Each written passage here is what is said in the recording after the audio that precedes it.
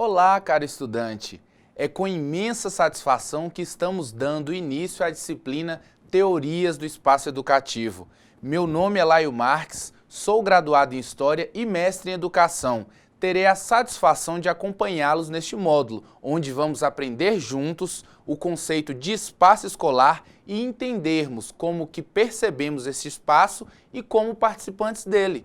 Digo que vamos aprender juntos, pois tenho muito a aprender com você, que é parte importante no processo de ensino e aprendizagem e que, através do conhecimento prático utilitário que você tem, pode contribuir para a preparação dos educandos para a vida prática. Nosso desejo é que, a partir das discussões no curso, dos seus estudos e da contribuição que possamos dar, você possa conhecer melhor a escola onde você trabalha e aproximar o mundo das práticas com o mundo dos pensamentos.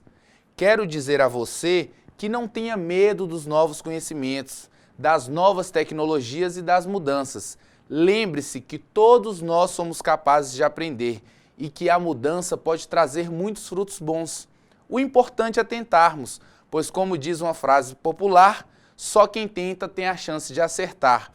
E entendermos quando a mudança e a adequação é necessária e quando nossas práticas atuais precisam permanecer por atender às necessidades da escola. Nossa disciplina está estruturada em 4 unidades. Então, na unidade 1, nós teremos aí o que é isso que chamamos espaço. Na unidade 2, o edifício escolar. Na unidade 3, a escola. E na unidade 4, escola e unidades ambientais dependentes. Então, pessoal, essas aí serão as 4 unidades que nós iremos trabalhar dentro da disciplina Teorias do Espaço Educativo. São então, pessoal, essas 4 unidades conforme material didático disponibilizado e arquivo digital na plataforma. Na nossa primeira aula, trataremos apenas das unidades 1 e 2. Durante esse tempo que estivermos juntos, preciso muito da sua colaboração quanto à leitura do material, bem como a prática das reflexões e atividades sugeridas do material. Pretendo que, ao fim do nosso estudo, você possa ter consciência do seu papel e do significado das suas atividades de manutenção das instalações físicas no conjunto das atividades escolares, especialmente das práticas pedagógicas desenvolvidas no espaço escolar. É um bom tempo para estarmos juntos e espero que seja aproveitado ao máximo. Então, na unidade 1, o que é isso que chamamos de espaço escolar? O que é isso que chamamos de espaço? Tem essa pergunta. Nessa primeira unidade, vamos entender o que é espaço. E para isso, seu livro traz nas páginas 22 alguns significados do dicionário, como, por exemplo, vamos ver alguns. Distância entre 2 pontos, ou a área ou o volume entre limites determinados. Vejamos esse exemplo. O acidente com pedestres resultou do estreito espaço da calçada. A casa foi construída num espaço pequeno. Número 2. Lugar mais ou menos bem delimitado, cuja área pode conter alguma coisa. Olha este outro exemplo aqui. Na casa há espaço para 5 pessoas. O artigo não desenvolve bem o tema por falta de espaço. Extensão indefinida. Falava do passado com os olhos perdidos no espaço, como que revivendo-o. Número 4. A extensão onde existe o sistema solar, as estrelas, as galáxias ou o universo. Vejamos esse exemplo número 4. As viagens pelo espaço são uma conquista do século XX. E para finalizar, no item 5, período ou intervalo de tempo. Vejamos o exemplo. Falou durante espaço de 20 minutos. Entre os 2 fatos, há um espaço de 10 anos. Nossa, quantas possibilidades de significados para esta palavra de apenas 6 letras, que é espaço. Alguns pensadores importantes, que respeitosamente chamamos de filósofos, também falaram sobre este espaço. Vejamos quem foram eles e suas ideias. Acompanhe na página 23 do seu caderno didático. O primeiro filósofo que nós podemos destacar, que falou sobre espaço, é o filósofo francês René Descartes. Achava que o espaço se refere à extensão, quer dizer, ao tamanho dos corpos. Isso significa que o espaço é uma coisa que existe fora da gente. É de fato uma coisa que tem extensão, que ocupa um lugar, que tem tamanho. Ainda nessa direção, trazemos aqui também o filósofo alemão Immanuel Kant. Pensa o contrário. Para ele, o espaço é uma intuição do ser humano. Ele existe como uma intuição elementar, que já nasce com as pessoas. Ele diz que o espaço é uma representação a priori necessária, que fundamenta todas as instituições externas. Isto quer dizer que o espaço é uma ideia que cada um de nós já tem na cabeça. É uma coisa que nasce com a gente, uma ideia que serve para organizar todas as coisas materiais que existem. Cabe destacar também Piaget, que estuda como a criança desenvolve a noção de espaço. Para ele, não interessa o que é o espaço, mas sim saber como a criança desenvolve esta noção, que depois vai aprender a chamar de espaço. Falando da maneira de a criança se relacionar com os objetos, ele afirma que o instrumento de troca inicial é a própria ação. É, pois, da ação que convém partir. Na leitura do material, percebemos também informações importantes quanto às realizações do nosso corpo e às possibilidades que essas realizações dão para conhecermos o espaço. Vamos descobrir, por exemplo, como a física pode nos ajudar. Mas o que tem a física a ver com esse módulo? Tudo a ver. A física vai nos ajudar a entender as dimensões e representações do espaço, para entendermos nosso lugar nele. Realize depois a leitura das páginas 28 e 29 para entender melhor o que estamos falando. Para cada espaço, há atividades específicas a realizar neles. Por exemplo, dormir não é uma atividade para se fazer na escola, a não ser que você tenha 5 anos.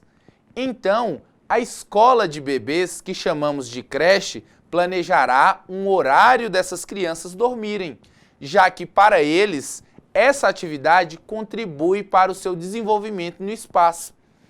Esse é o ponto-chave. As atividades no espaço escolar precisam sempre contribuir para o desenvolvimento.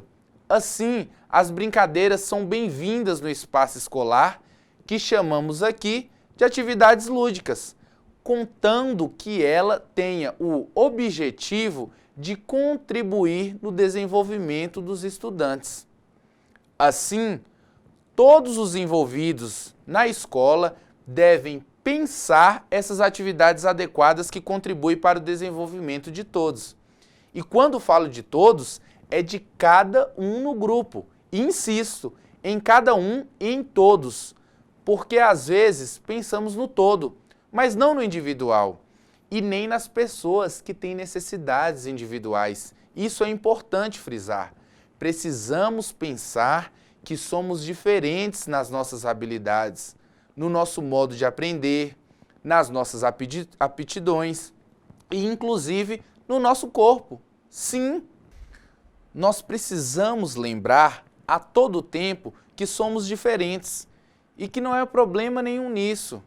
Cada um precisa de coisas diferentes para desenvolver o seu conhecimento.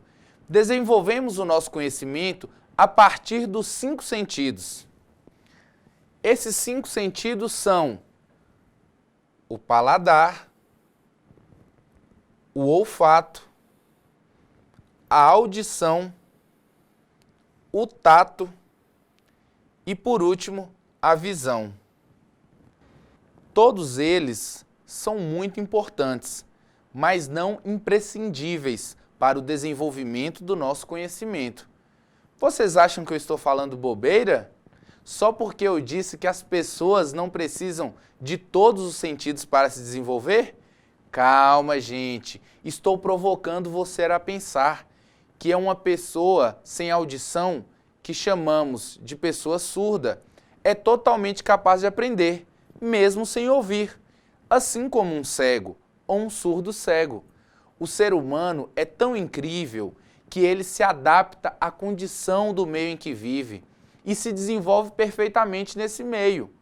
Mas tem algo muito importante a pensar sobre isso, e é de suma importância que o meio também faça sua parte e facilite a aprendizagem dessas pessoas. É aí que entram as metodologias.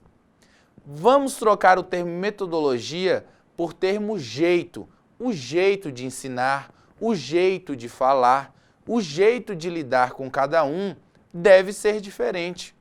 Assim, precisamos pensar no espaço educacional que atenda todo mundo, cada um nas suas individualidades, pois cada um tem a representação do espaço conforme os funcionamentos dos seus sentidos.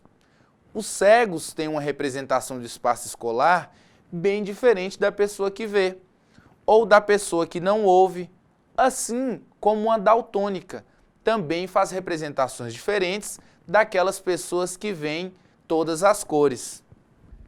Assim, é essencial que saibamos as dimensões do espaço escolar em que trabalhamos, mas também entender que a forma como você percebe essas representações é bem diferente de como eu percebo, mesmo todos os meus sentidos funcionando.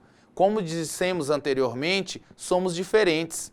Tenho certeza que não há ninguém na escola que conheça mais dela e das suas representações que você.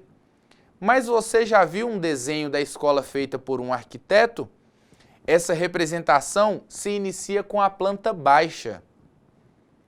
Vocês sabem o que é uma planta baixa? A planta, cujo nome oficial é planta baixa, é só uma parte do projeto.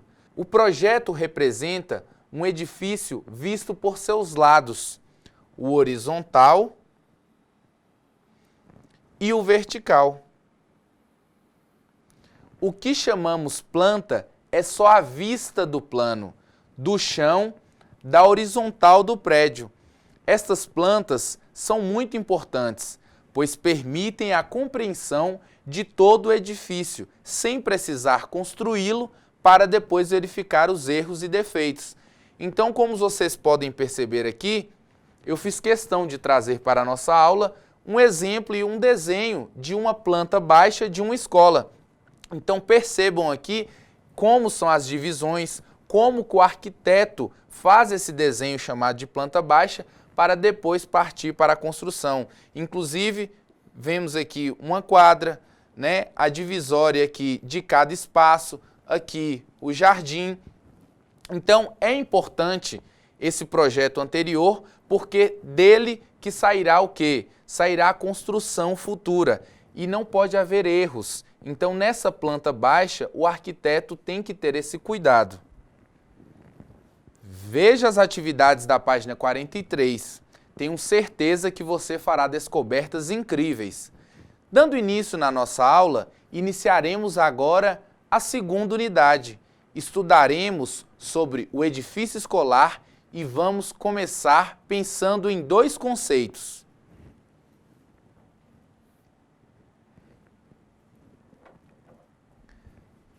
Ambiente escolar e atividade. Entendemos por ambiente escolar o conjunto formado por atividades que são aulas, estudo, práticas esportivas, limpeza, e etc. E espaço como salas, laboratórios, quadras e outros.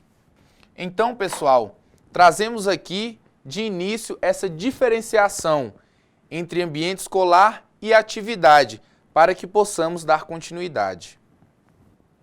Atividade significa ação efetivada pelo professor, pelo estudante, pelos funcionários, dentre outros, nos ambientes escolares, como salas, pátios, jardins e quadras. As atividades educativas acontecem principalmente no ambiente escolar, e é por isso que este ambiente deve ser propício para o melhor acontecimento dessas atividades.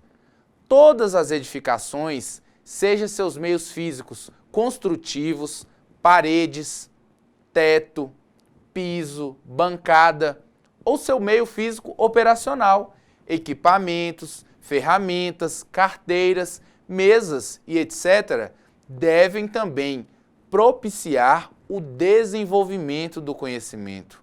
O arquiteto que projetou a escola tem pensado nisso tudo. E você que é técnico em infraestrutura precisa compreender como foi pensada a edificação escolar, na qual você trabalha. Pare agora para pensar. As pessoas que frequentam o espaço escolar gostam de estar nele? Se sentem bem neste lugar? O espaço escolar deve ser um lugar agradável, pois passaremos muito tempo das nossas vidas nele, seja como professor, como aluno ou como profissional da educação. E o mais importante, tudo o que ocorre no espaço escolar fará parte das nossas memórias e da nossa história. E para que o ambiente possa ser agradável e convidativo, requer certas o quê? Condições físicas e socioculturais. Isso tudo tem a ver com cores, tamanho, formas, texturas e disposições. Com relação às condições físicas, podemos destacar que os ambientes escolares possuam temperatura amena, não fazer muito calor, nem muito frio, e sejam sombreados e ventilados, contra ou a favor dos ventos do sol, conforme o clima da região de cada lugar. Que seus pisos, suas paredes, entre todos os outros componentes construtivos, estejam limpos, conservados, assim como as áreas verdes, que devem estar coerentes com a arquitetura da edificação e com o planejamento do paisagismo do terreno. No tocante às condições socioculturais do espaço, podemos ressaltar duas questões. Uma delas trata do reconhecimento na memória e a afetividade das pessoas em relação aos ambientes escolares vividos no passado. Já a outra compreende a hospitalidade, ou seja, a força de atração e acolhimento que o ambiente escolar que exerce nas pessoas que nela trabalham e estudam. Esse sentimento provém de determinada condição ambiental e organizacional da escola. Isto é algo que foi pensado para ser cultivado nos alunos e também em todos os profissionais da educação que se sentem parte de uma família. Tem prazer em trabalhar naquele lugar tão agradável, tanto fisicamente como emocionalmente. Gostaria que pensassem assim: como vamos marcar positivamente as pessoas que convivem conosco na escola? O que os alunos vão levar de nós em seus corações? Que diferença o espaço escolar e os profissionais da educação vão fazer na vida de cada um? Vamos identificar então 4 importantes qualidades indispensáveis para o ambiente escolar que valorize melhor o processo escolar. Vejamos. No ambiente, as instalações físicas, elas devem ser específicas e funcionais para as atividades que acontecem na escola. No ambiente, incluímos o universo dos meios físicos compostos por objetos, tais como imobiliário, os equipamentos, as ferramentas e as coisas vivas, como pessoas, plantas e animais. Já na segunda, que também é indispensável, vemos que as relações diretas interpessoais entre os agentes escolares, que são os professores, gestores, alunos e funcionários técnicos administrativos, realizam-se na sua plenitude nos ambientes escolares, ou seja, nossas relações com outras pessoas devem refletir simpatia, educação, cortesia e gentileza. Isso é importante, isso faz a diferença nesse tratamento na escola em relação gestores, alunos, funcionários técnicos e administrativos. É importante refletir sobre essa questão. Já no tópico 3, veremos a atratividade do espaço. Esse aspecto arquitetônico, em combinação com outros, colabora para o sucesso ou insucesso das atividades que acontecem na escola. Uma escola é atrativa quando nela encontramos lugares agradáveis, adequados ao trabalho dos agentes escolares diretos, que são os alunos, os professores e os funcionários, e a presença de outros atores, por exemplo, os visitantes ou a comunidade local e também a vizinhança. Por isso é importante que esse espaço seja atrativo, não só para quem nele esteja, mas também para os visitantes que ali vão conhecer também. Nesse sentido, o ambiente escolar deve qualificar a memória do processo educativo das pessoas que por ela passaram. A arquitetura do ambiente escolar aloja-se no imaginário dos adultos, que quando crianças ou jovens viveram momentos importantes da sua vida na escola. Terão sido bons esses momentos? Pergunte. Pense em sua experiência escolar associados a espaços e imagens das escolas que você frequentou. A recordação de momentos passados por meio de relatos, por algo de família, por recortes de jornais ou por livros e cadernos, traz à tona, inevitavelmente, lugares como a sala de aula, o pátio, a quadra de esportes, a rua e o caminho que conduzia você até a escola. Resumindo, o espaço educativo é agradável, convidativo e adequado para que permaneça nas pessoas quando as instalações físicas e sociais são adequadas ao uso, especialmente as atividades escolares. Para se inteirarem mais do assunto, sugiro que façam, ou pelo menos reflitam, sobre a atividade proposta na página 51. Descubram como a escola atravessou as gerações. Bom, infelizmente, os espaços educacionais nem sempre são adequados às atividades escolares. Às vezes, porque não foi pensada de forma adequada pelos profissionais que construíram. E quem são eles? Isso mesmo, os arquitetos. Isso porque esses profissionais entendem de construções físicas, não de construções educacionais, ou seja, a pedagogia. Logo, a arquitetura pode criar facilidades ou impedimentos para o desenvolvimento do trabalho pedagógico.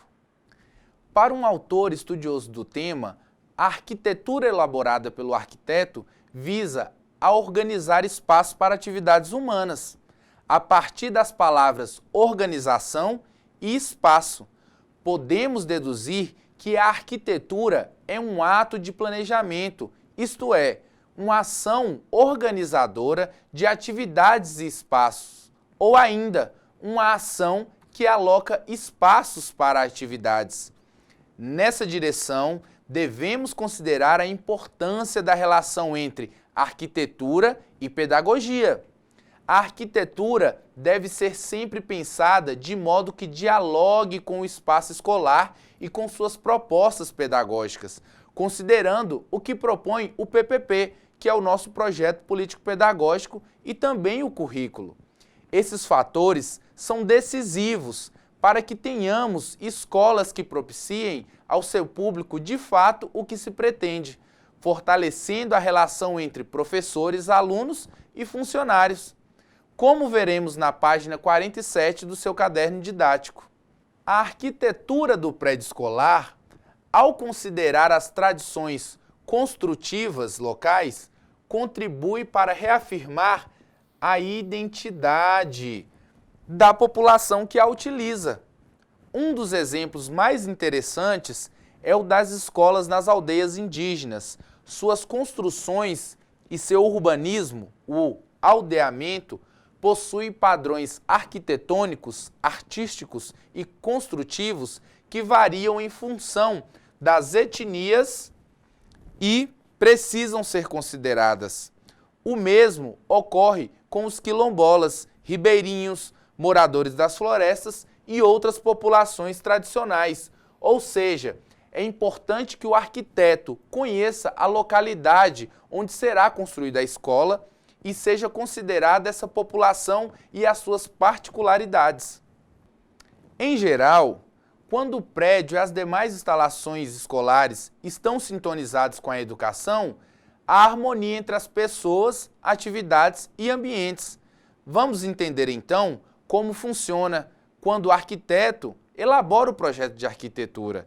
Primeiro, o arquiteto procura compreender o programa de necessidades e, ao mesmo tempo, o terreno no qual será implantada a edificação escolar. Uma de suas primeiras ações é a visita ao terreno, quando o arquiteto examina o solo, a declividade, a vegetação e o acesso e o entorno. Ele colhe informações sobre o regime de chuvas, a densidade dos solos, a direção e a frequência dos ventos.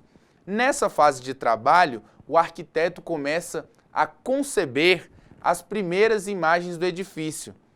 Em segundo lugar, ele transforma as informações técnicas em projetos de arquitetura, utilizando esquemas gráficos, isto é, desenhos simplificados, como nós vimos a planta baixa, né? Esse esforço pessoal do arquiteto é carregado de emoção, sentimento, vontade e determinação, que podem ser resumidas em uma única palavra: intuição. É o momento de concentração em que ele trabalha conjunto de todos os ambientes. Cada um organiza, interpreta e expressa o programa a seu modo, num todo coerente, isto é, num conjunto articulado de diferentes ambientes do trabalho pedagógico, ou seja, transforma tudo isso numa unidade educativa. Por isso, cada escola é diferente uma da outra. E aí, pessoal? Deu para conhecer um pouco sobre a nossa disciplina, né?